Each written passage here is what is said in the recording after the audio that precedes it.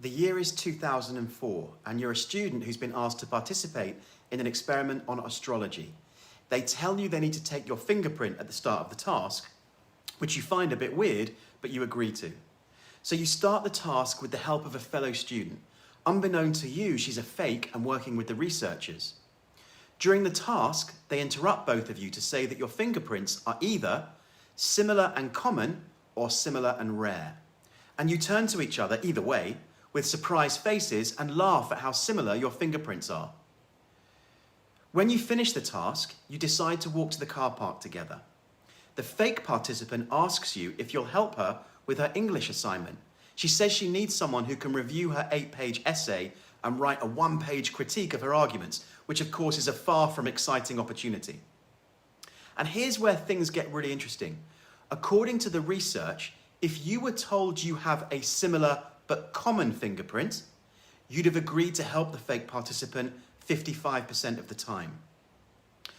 But if you were told that you had similar but rare fingerprint types, then the chances of you helping would rise dramatically to 82%, which means that identifying similarities is far more likely to result in your target complying with your request, even more so when the similarity identified is relatively rare, which of course is powerful stuff when you think about influencing outcomes.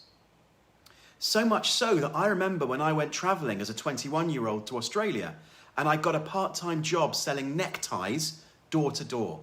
I was assigned to a manager who, it turns out, his parents own the newsagent that my parents got their newspapers from when we grew up in Hatch End, which is in northwest London. And although I didn't know it at the time, this incidental similarity meant that even though I hated the job and wanted to resign after the first day, when he asked me if I'd stay on for a few more days until they could find a replacement for me, I said yes. And I remember at the time wondering why I'd wasted 8 days of my 3-month trip to Australia working in a job I hated just because my manager asked me to.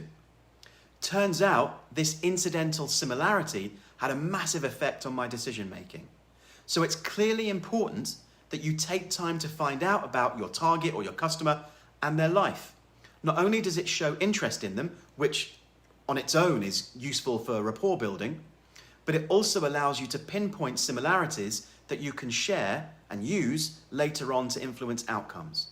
And when you do discover that similarity, be confident enough to reveal it and appeal to their implicit egotism, whether it's mutual friends, similar interests, a shared middle name, the age of your kids, anything at all. Just make sure that you do it.